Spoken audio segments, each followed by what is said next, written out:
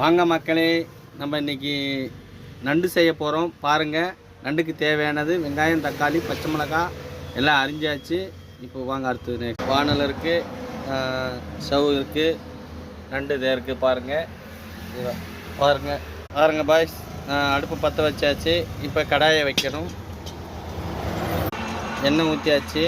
அடுத்தது கடுகு போடணும். கடுகு போட்டாச்சு. ஆன் பண்ணிட்டியா இல்லையா? வெங்காயத்தை போடணும்.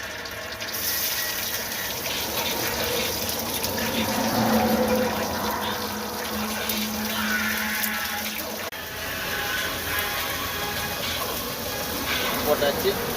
லைட்டாக மஞ்சத்தூள். பாருங்க, நண்டை போட்டுக்கலாம். பாருங்க, மசாலா போட்டுக்கலாம்.